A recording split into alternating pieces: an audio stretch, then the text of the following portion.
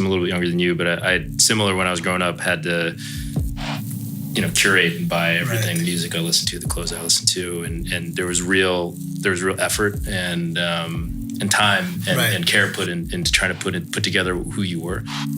And people now, not that that they don't have to put any effort into, but you have Spotify, you can listen, it wouldn't matter that you got all your CD stolen, because you can listen to that and a million times more than that in a second, and they have access to, there's kind of a sameness happening with how style is globally, all that kind of stuff. How do you feel that circumstance is changing either youth culture now or the way creative minds are being curated or created? There's like a few different things to discuss there.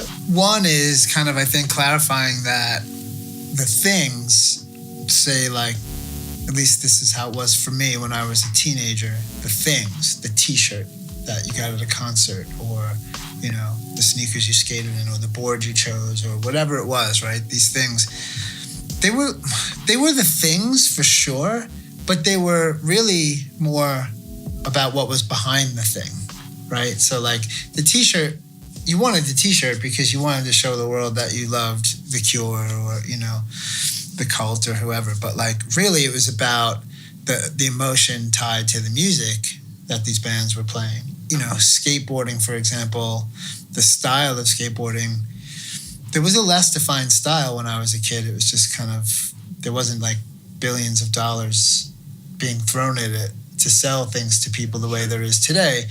So it was a little more independent, I think.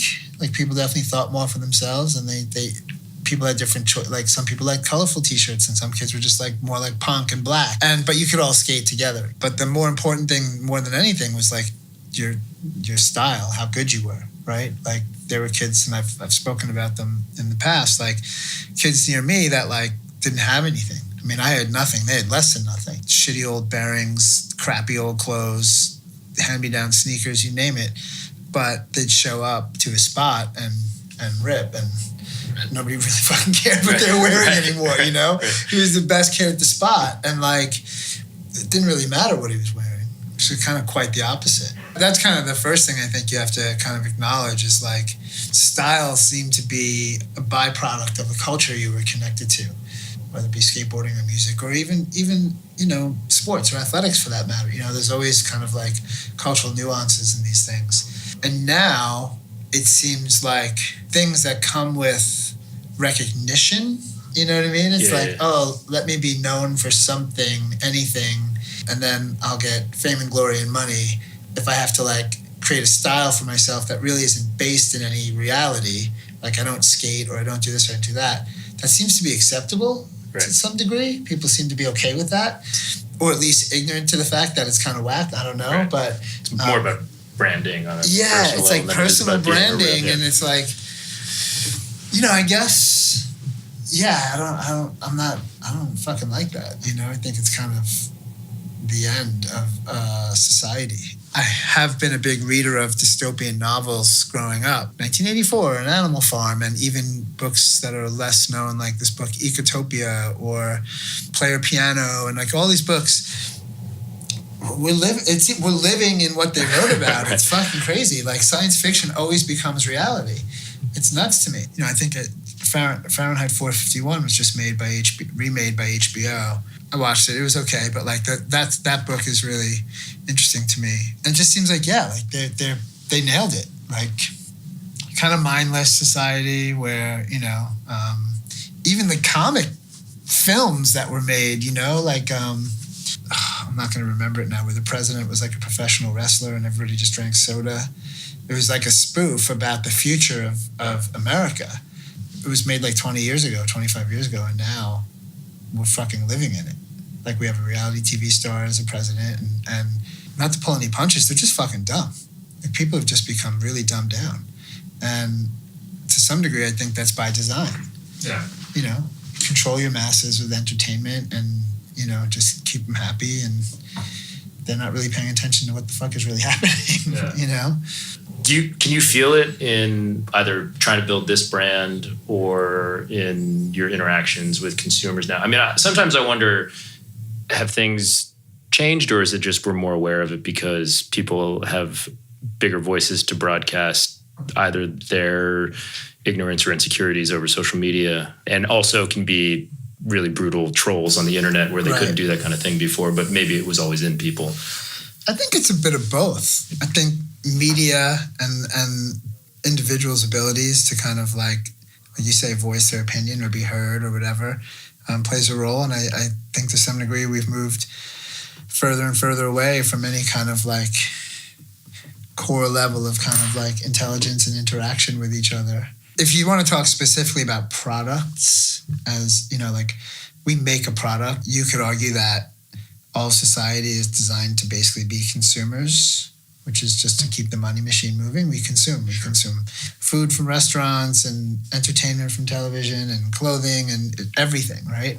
But even the way we interact with our consumption and our products has changed to a degree where like they've managed to make it faster. Faster means things are less interesting quicker and you have to buy a new thing, whether it be a song or a shirt, you know, or a trend in diet or food, or, you know, it's like molecular is great. And now it's farm to table and, you know, and it's like, it's just moving so rapidly that you can never just stop. I mean, you can, but people don't just stop and like choose the things that are important to them and live that. They're constantly being pushed to experience this new thing, you know, whatever it is, which in turn gets people to spend more money on that new thing, whatever it is, you know. I was curious about that with Noah, like how much of the ethos of the brand, and I know that, you know, it's gone through a couple of different iterations, but particularly when you brought it back in 2015 was a conscious reaction to that versus just sort of, this is my DNA as a creative person and as someone who's lived in the industry, and this is just what I want to create at the moment. It was about 15 years of thought. Yeah. Like it's been 15 years or so of me thinking about, if I ever did Noah again, what would it be? What would it look like? How would I use it? It's very much built into the DNA of the business. This company has to do good beyond just, you know, the choice to make a better product with better factories where people get paid a living wage and have healthcare and vacations and that kind of thing. Like that's a must. We can't do it any other way. We will not do it any other way. But beyond that, you know, like we make a t-shirt and we donate money to hurricane relief, or we make a sweatshirt at Christmas time. We send money off to Syria to help kids. Like, you know, that's absolutely all built into the DNA, and it was very much a conscious decision. It's just based on the idea that everyone is in business in some form. Either you work for yourself or you work for a company, right? Very few people don't work at all, right? So everyone's involved in the economy and in business. So you think about how business works. Business is really, and this is where I think business pretty much creates our policies, right? Through lobbying groups. Sure. So like people are really upset about guns and the gun laws and everything else. Until people stop buying guns, the gun industry is going to have enough money to have a very powerful lobby to fund campaigns to then basically pen their own laws. What people have forgotten is that consumers have all the control, because you can bleed an idea dry by not giving it money. Right. So if you don't like what a company or a corporation or an industry is doing, don't buy the products. They won't have the money to do what they want to do. And what I find really, really, really interesting is that when you start talking about youth and you start talking about, the term in this country would be minorities, right? People that aren't white. Things we see the most is that young people, and particularly young people of color, whether that be kind of like dark, light, whatever you want to call it, they're mistreated or they're not treated equally in this country.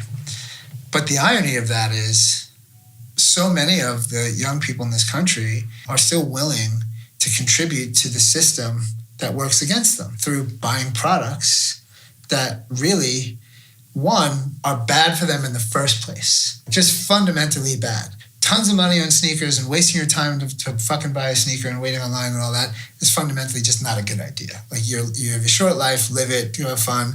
Waiting online to buy something is kind of nuts. And then on top of that, if it's not a product like a sneaker or a hat or whatever the fuck we do, it's like soda, you know, or McDonald's, or like it's all this garbage. It's tricky because I can sit here and be like, these kids are buying all this crap, whether it be Coca-Cola or fucking cigarettes or whatever. They think they're being super punk and rebellious because they're like kind of going against what they're supposed to do and what they're told to do. But in fact, they're just food for the rich because their money's just going up to the people that fucking hate them. Right. And are creating laws to work against them and who are poisoning them. You know what I mean? So it's this really funny thing. It's like this complete level of ignorance. Yeah, you buy a pack of cigarettes as a young kid, you're like, I'm fucking cool. And you know what? From a marketing standpoint, you don't get any cooler. Like old movies, cool, are legends, fucking James Dean, you go on and on and on. Smoking looks fucking cool. And they've tied it to like the rebel behavior. But in fact, it's the least rebellious thing you can do because like who's more corporate than the fucking tobacco industry? Right. You know what I mean? It gets even trickier when you get into adult life because I drive a car. I support the oil industry every day. And the alternative would be, well, my wife's not going to have the car to go to the grocery store or to drive into the city or take our daughter where she needs to go, whatever. So it's like, it gets really, really, really complex because we've all become so addicted to these things. So what we're doing is we're just basically starting at the smallest level possible and what I can actually touch, right? I can only touch what I can touch. I've been in this business my whole life. Now I'm like, okay, I can't switch careers, but maybe what I can do is make a better product, make sure that people making it are treated fairly, make sure that people are educated to the point where like they don't just rifle through products all the time and they're actually buying stuff they really care about and they keep them and use them and it's not just like consume. Let people know that, at least from our point of view, we'd rather people kind of like do stuff than kind of like wear the stuff that implies they do stuff. Right, you know what I mean? Right. So that's a big part of the conversation for us. Yeah. And it's been planned. It was always the idea when I was coming back. Is there cognitive dissonance at all in wanting to set up a brand that does things ethically and as you were saying, does good things, but still operating within the context of sort of being fashion apparel brand where it's clothing's necessary, but it's not necessarily a needed thing for people to even go out and spend their income on? Right. There's a few ways to think about it. One, it's what I know, right? So like everything that happens through this company is genuine. The music we talk about, the points of reference, it's all really just natural. So it would be unnatural for me to say like, well, I'm going to start a company and try and just use 100% organic cotton all the time. And like all my graphics are going to be about trees and fish. And, that would be unnatural because it's a part of my life. Right. And the other part of my life is the fact that I've spent a big chunk of my life in New York City, being downtown, involved with people who have been in the fashion industry or music or art or whatever. And like, there's a style component that is, you can't ignore or deny.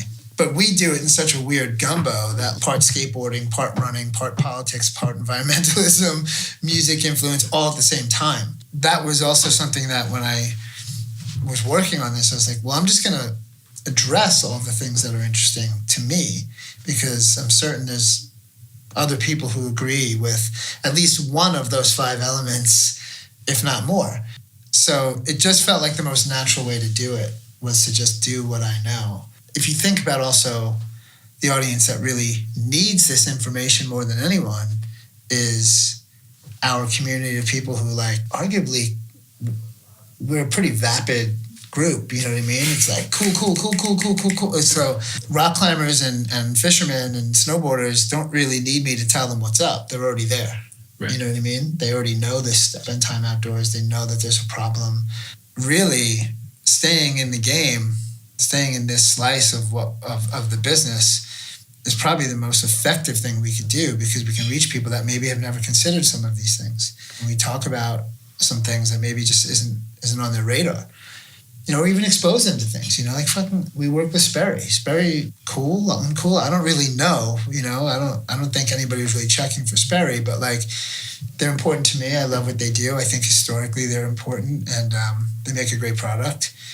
So I think we've probably put some people in touch with Sperry that wouldn't have been, So even that's interesting to me because Sperry's an American company. It's got great heritage. So why not support that over something else? How do you feel the reception of that sort of work you've been doing, whether it's promoting a brand like Sperry, or if it's talking about some of the factories that you guys use, or if it's some of the causes that you donate to. How do you feel that's been received by your general consumer? And then, or does that even matter to you? Is it just sort of, this is what we're going to do and take it or leave it? And it matters because I feel like it's funny when you have a business like this, because like you can just say, look, we just make a product, and if you like it, you like it. And if you don't, you don't. But like the way our society's gone is like brands have almost become like, brands are like celebrities. Yeah. Like the brands themselves. If the brand has to behave a certain way to satisfy its audience, you have to like be aware. That's really weird. We don't really do it. We have always said we do what we do. This is what we believe in. So far I can say that the response has been overwhelmingly positive. Like people seem to be very excited about what we're doing and what we're saying, and very supportive of it. But you're asking if I care. I care to the extent that I hope we reach enough people that we can stay in business and keep doing what we do. But this is as much a weapon of war as it is a business, in my opinion. Like we're waging a war, informationally, culturally, societally, whatever you want to call it. My belief is that businesses are vehicles for warfare at this point, because money is the thing, right? Wherever the money goes, that's who's winning. So if more and more businesses act responsibly, like that's one side of the war. I do care to the point where like we want to be in business, and we also look. I grew up as a kid who's into this stuff, so I want other people to like what we're doing too culturally.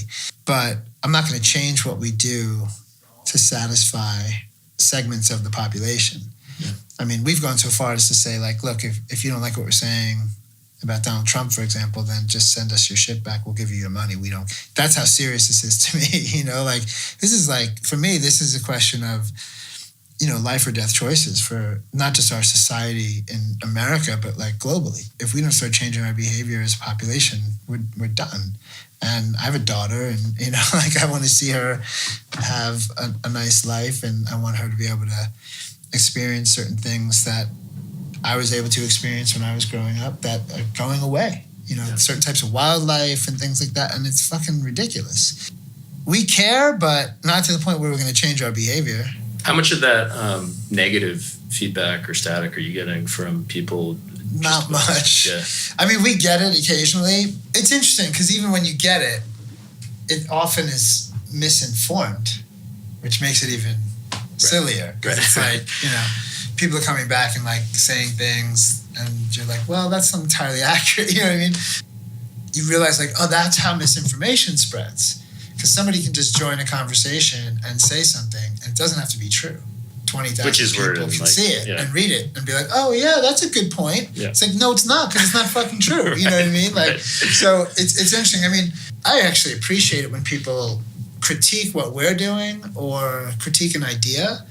I don't like it when it's done maliciously. We often will say that this is a work in progress, and, I'm not an environmentalist by any stretch of the imagination. Like I'm learning as I go, and and from the social standpoint, like I'm ill-informed as well. Everything we're doing, we're learning while we're doing it. There's no claims of expertise here. It's more like we have this vehicle, we're going to try and do the right thing, and each step of the way we're going to try and be a little better at it, to the point where hopefully we do become some kind of experts in the future. But right now we're not. We're just doing our best. So when people come at us with critiques that are done in a positive way, we're psyched. Like we want to learn. So if somebody has information that we don't have and they can share it with us, and if we can use it in the future, then that's outstanding.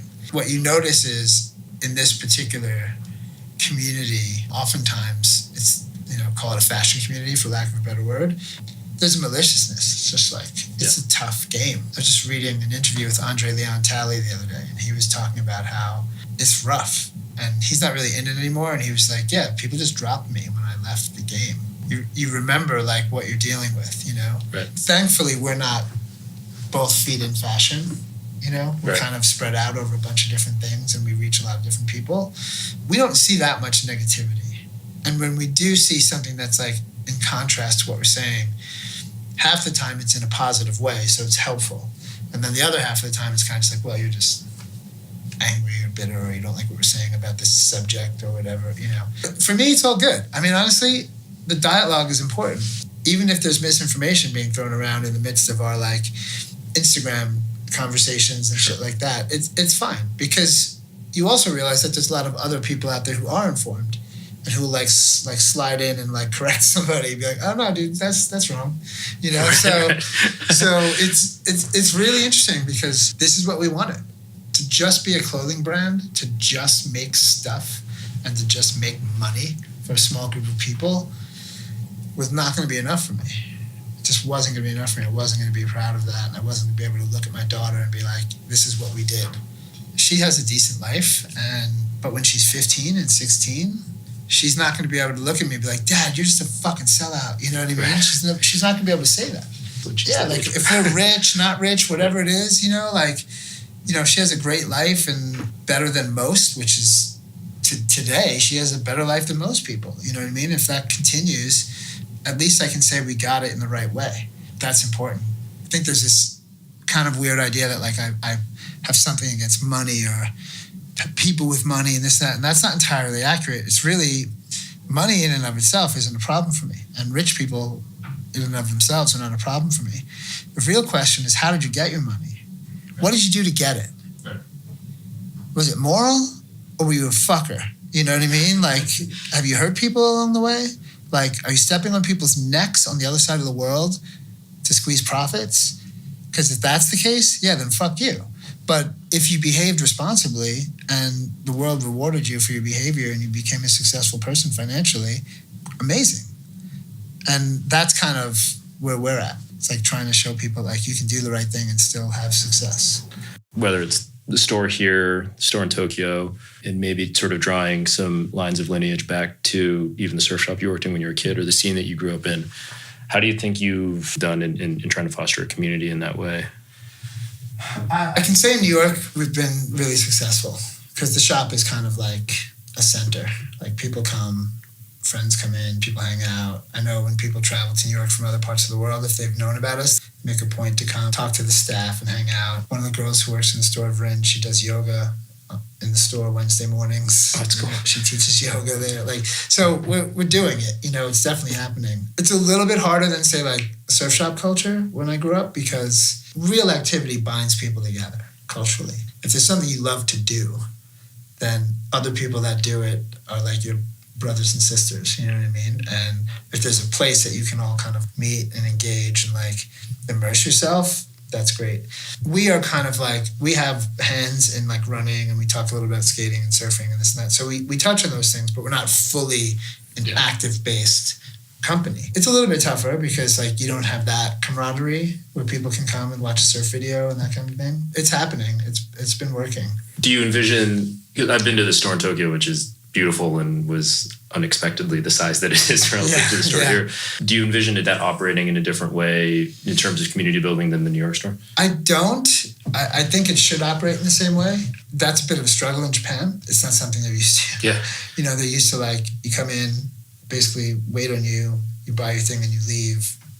It's all very structured and rigid. And like, we're basically asking them to go against their own cultural training, which is very difficult. It's working to some degree there. There's some element of success there, but I don't know if it'll ever be the same as in New York.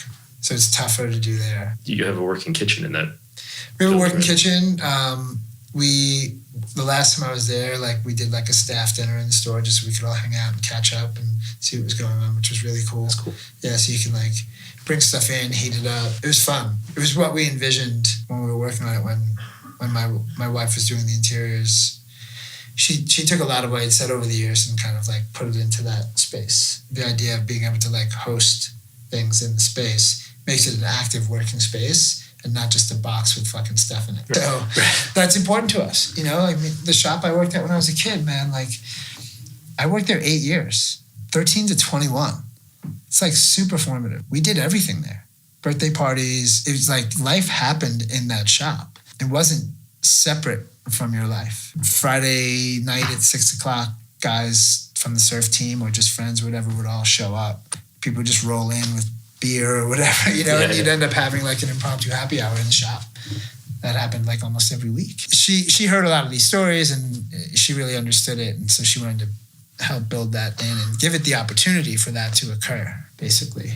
With some of the, I guess, positive, constructive feedback that you've gotten, thinking specifically about some of the conversation around the use of polyethylene bags to ship stuff, even just the packaging that you guys use to send to consumers, and obviously around pricing and how that's impacted by the factories that you guys use, which use more expensive factories, it's going to be a more expensive product. Right. How do you balance those types of, I don't want to call them controversies, but pieces of feedback from consumers, your perception of what consumers want from brand now versus what you guys want to do? Because there's obviously situations like the packaging where it really impacts whether it's one of your wholesale customers or one of your retail customers, their experience with the brand. Right. Some of that is dictated to us by circumstance, right? Like, so we've talked a lot about our t-shirts, and we make our t-shirts in Honduras. It's like one of the only products that's not made in the US, Canada, Japan, or Europe. However, the factory is a great factory. The people are treated well. It's a good factory, and it's a good product. We have to make them. Like, to do what we do the way we do it, we don't have another option right now. You know, you're talking about in terms of size of the order. Right. If we switch to the US, right, all of a sudden I have to order way more of a color than I could ever use. So if I want to offer my customer like a range of like 15, 16 different colors in a single season of different t-shirt colors, I wouldn't be able to. We'd be back to like black and white, navy and gray. Plus, I might not even like the t-shirt that's being made here, so I'd have to make my own, which drives the numbers up. That in and of itself is a problem. And often what you find is what happened in America many, many years ago was globalization when it started occurring, and it was possible to produce things elsewhere. The loyalty to a country went out the window, right? Like, I don't know if people fully appreciate the idea of what this globalization thing is. So it's a weird place to exist as somebody who produces something, because like on the one hand, I would rather make all of my stuff here. I really would, if I could. But the manufacturers a long time ago, one of two things happened. They either moved their manufacturing offshore to get it way cheaper, or they changed the way they do business. It's only profitable for them to produce loads of stuff. Like, they have to produce a lot. Otherwise, they go out of business. And we kind of allowed that to happen as consumers, because once the prices went down, we were like, this is great. Yeah. And like, we never wanted to pay the real price for something anymore. We always wanted the fake price, the lie price, the price that's based on somebody not being paid well, not eating well, not going to school, not having a nice home to live in. That's a lie. That's a fake price. That's not real. So we got comfortable with that. And then the American producers couldn't compete. Now you're left with whatever is being produced here is either really expensive or you have to produce large quantities. And that takes somebody like us out of the conversation. Alternatively, we can do something with more specialized people who are now just opening up. Like, people are starting to try and like bring manufacturing back, but then we have to charge more. So now we go from this product to this product, and a $48 t-shirt is now a $68 t-shirt. And the first thing you hear from your customers is like, these fucking guys, you know, they already accuse us of having an $88 t-shirt, which isn't even true. We have a $48 t-shirt. We have some $88 knit tops, like striped tops and things like that are more expensive to make. But our graphic t-shirts are $48. So there's already misinformation out there. But if we start charging more for a regular t-shirt, people start accusing you of all kinds of things. Like, they think you're just like getting a bigger profit. You think you're luxury or this or that. And like, it's hard to win, you know what I mean? So you do the best you can. And for us still to date, we would rather put out a good product and have a few people be like, oh, I wish it was made in the USA, you know, like, and when we can make it in the USA, we will. And when we get there, we're just too small still. The manufacturing component is really complex. You know, we touched a little bit on politics earlier. There's been all sorts of shift in what conservatives support, whether it's breaking up unions or whether they want manufacturing to come back to the US. But how do you think about that effort? I'm disgusted by how the American dream is manipulated by politicians, used as a marketing tool to sell their politics. It's fucking despicable. Donald Trump has made garbage his whole life. None of it's been made in America. It's all trash. It's all fucking useless. And he's the fucking president. It's insane. It doesn't even make sense. Like, there's a collective insanity out there right now. Everybody likes to tie their fucking cart to something, right? Most of the white folks in America, they're just embarrassed to say they're fucking racist, so they tie their cart to some other bullshit he says. about bringing jobs back or whatever. But they're fucking racist, and he's a racist, and they're afraid to lose their status. That's kind of the bottom line. Like, people can call it whatever they want. I mean, I think there's probably a very, very small segment of people who support him who are basically making their decisions fundamentally on just money. They'll be richer with him in office. But those people are not the typical American. They're like a very small group of people. The larger companies, the corporations, have no loyalty to countries. That's why they're multinational, right? Like, they don't really care about the country they're from. What's crazy about this is, like, I'm the most liberal person you're going to meet, but when I start talking about this, I almost sound nationalist, because it's like, it's a hard conversation, right? Because here I am saying, like, fuck it, manufacturing should be in the U.S. First and foremost. You know what I mean? I do believe that, and I don't believe it because I don't care about other countries, but, like, we're just going to other countries and taking advantage of people anyway. Yeah. Right? Like, we're not really doing them any favors. We're kind of screwing them. I'd rather see the American population kind of get wiser and realize that, you wanted to, in the 50s and the 60s and the 70s, when manufacturing was going offshore and you started getting, like, your toasters cheaper and this cheaper and everything else, that's all well and good. Like, you got your thing cheaper, but you put your neighbor out of business. Right. Like, the guy down the street doesn't have a job anymore because he's not working in the factory that made that thing, or he's not producing sugar, in the factory in Brooklyn, or that's what happened. You're referring to the prices and the wages, to the exploitative labor, right, to the price being, or that relationship being allied. Do you think it's possible that it's a temporary market inefficiency that we're taking advantage of that event? Because even in China, right, like, and you probably know this better than me, the wages for factory labor have been going up, and so people slowly shift to other countries where they can exploit again, and then those wages go up, and it's kind of just chasing it around the world. At one point it was the US, and it was Japan, then it was China. Do you think there's a chance that 50 years from now, if wages around the world, if there's been industrial revolutions around the world and middle class development, that manufacturing maybe does just come back here because of that just reality? That's kind of my hope. The hope is that we collectively wise up and realize that it's more important for people to be able to eat and live in a comfortable home and get an education than it is for a chunk of the population to get cheaper goods. The problem with that is the wealth is all concentrated in with one small group of people globally, right? So, like, basically what you're saying is those people have to have less in order for everybody else to have more. Now, fundamentally, that really isn't an issue, because 20 billion, 15 billion, what the fuck's the difference? Like, you know what I mean? Like, what is the difference? But we would have to retrain our entire society. Like, we'd have to shift our value structure completely for that to happen. Now, the people at the bottom, I count us, like, we're probably better off than most people, but we're still nowhere near like these other people. We still have struggles, and compared to, like, the richest people in the world. We all know it's a problem, and the people below us certainly know it's a fucking problem, but the ultra rich are not trying to really, like, share. So that would have to happen first. You'd have to have people at the top changing their value structure and the way they operate, and willing to accept less profits. And one of the most interesting things that happened in business, I think, which is kind of like mad genius kind of shit, when you started having public companies, and you started having, like, a guy that's like 2 or 3 financial levels below you, his financial success is now tied to your financial success. If you're successful as a CEO of some big corporation, and this guy makes an extra $100,000 a year, or $1 million for that matter, he's going to accept your bad behavior. So all these people that invest in the stock market, they're just looking for money. The loyalties to the shareholders kind of conversation, like, that's real. These guys are doing what they have to do for the company to make money, so the shareholders make money. If they don't, they're going to lose their job. So they're all tied together now.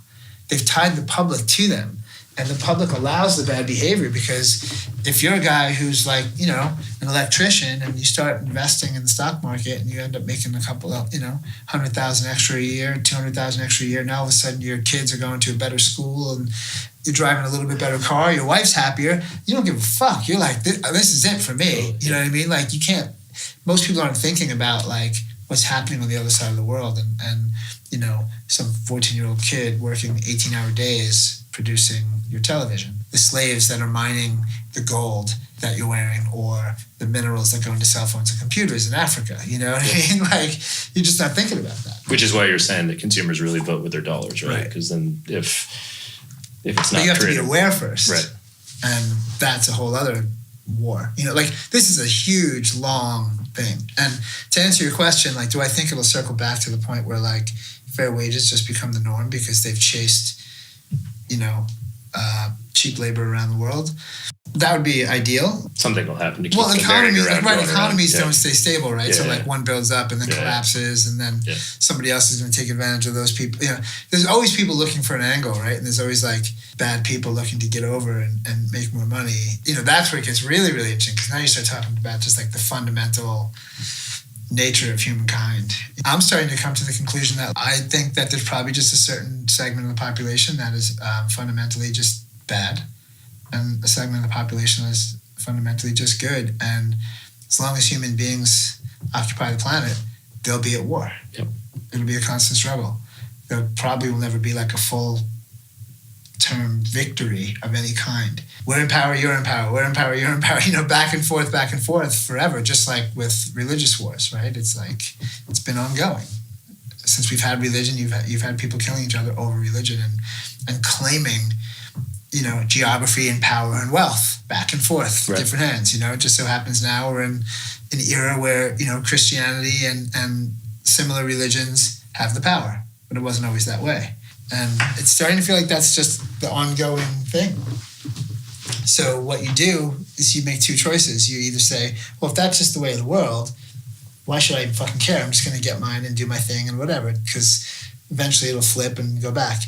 Or you can take the position that, like, when you are here, you should fight for your side and create as much good as you can. Even if it means 500 years from now, 1,000 years from now, it flips the other way. You know, I think you always have to be fighting on the side of good to create more good than bad. Because at the end of the day, the people that are suffering, they're not statistics, right? They're real. They're real people. They live, breathe, hurt, bleed, whatever. Like, it's happening. So the idea of like not caring because of a concept, an intellectual concept that, well, you know, this is just how human beings are, right, is it's defeatist. It's not acceptable to me. Yeah. It's like, yeah, but somebody's still feeling pain and still suffering, you know? So what can we do about that? That one person or 10 people or 100 people, whatever it is. Do you feel sometimes you guys are a very small company and talked about this as sort of a device of war for you, right, how much impact you can actually make. And you've talked about how, I think in the past, that, you know, the scope of the company might not ever be anything more than just being a pretty small company, and that's okay. Right. Well, if we're small, that's fine. If our voice is heard. I saw a photo recently, I think it was on Instagram or something, and I think it was like some LVMH like internal conference. They had a blog post on a huge fucking screen in a room with 100 people. They were looking at it, talking about it. I don't know what they were saying, but they was there, you know? And I was like, okay, so, you know, we're reaching people for sure. And if the fact that it's an interesting thing. I'm a kid.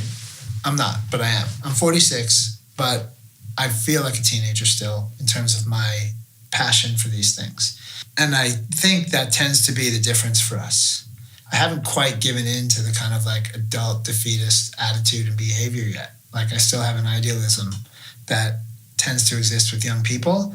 And I think as long as we maintain that and I don't kind of like give up, we'll have the ear and the support of youth. And that's everything, because they are the consumer dollars that everyone's fighting for. They're the opinion that everybody cares about.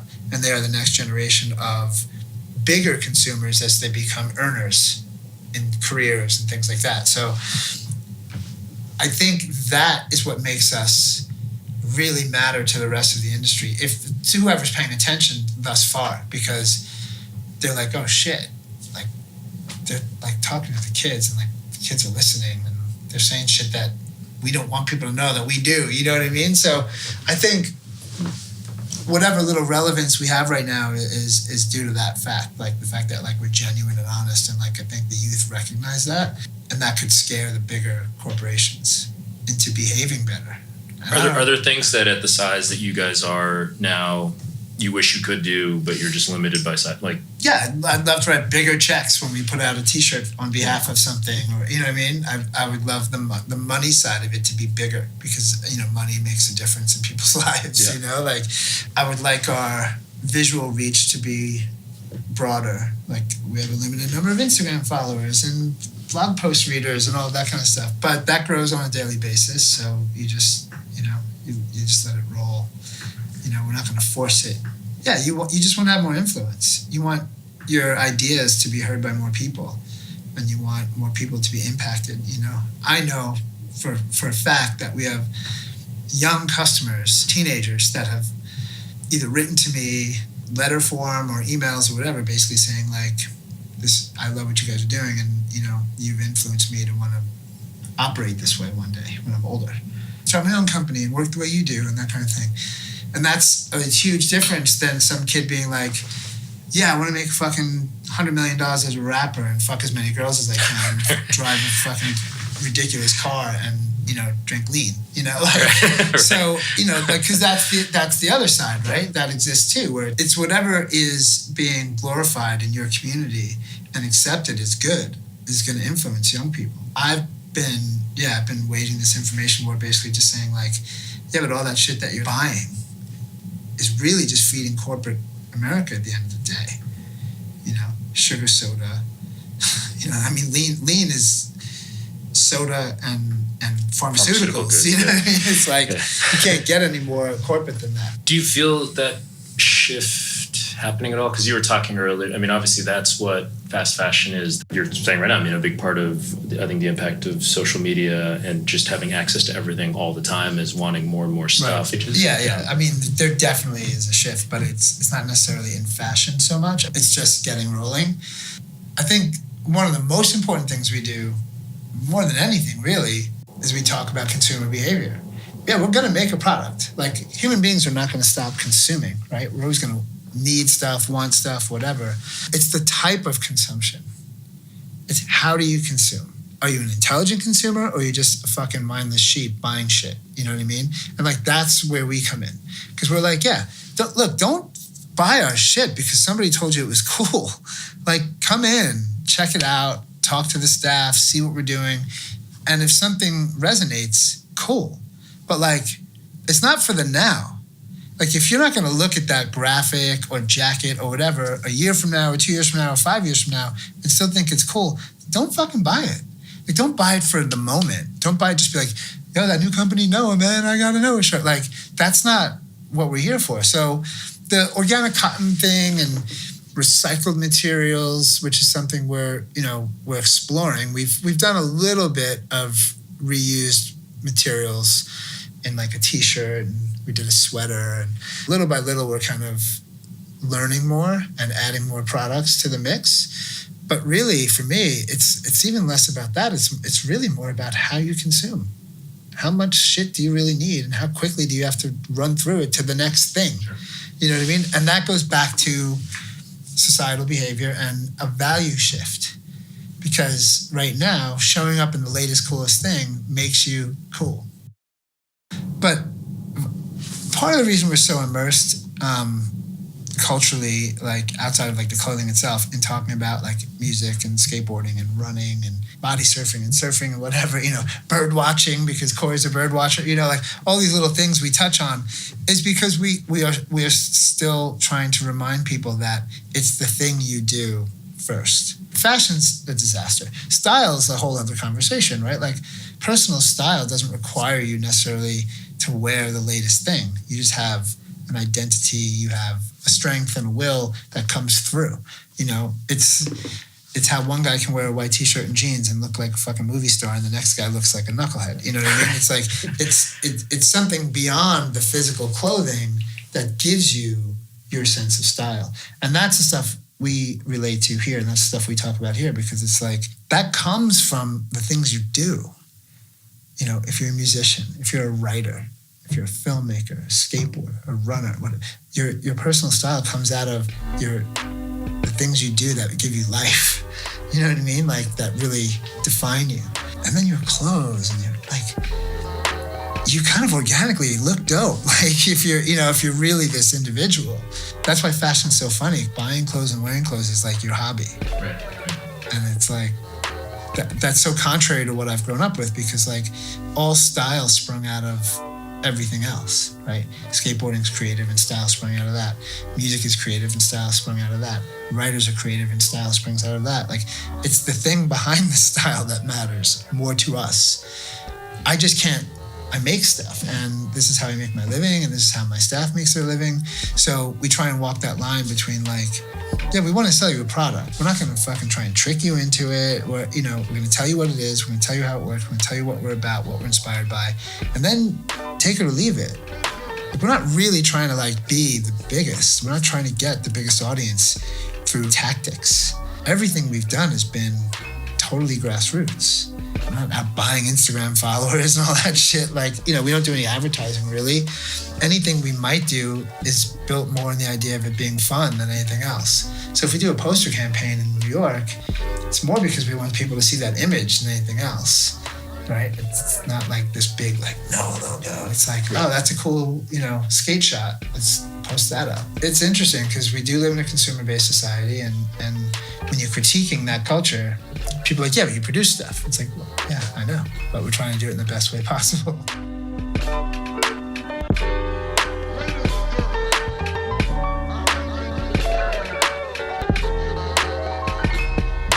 If you'd like to hear more stories like this one and more from the world of creative culture and beyond, check them out at MAEKAN.com. That's MAEKAN.com. Or search for us on your favorite podcast app.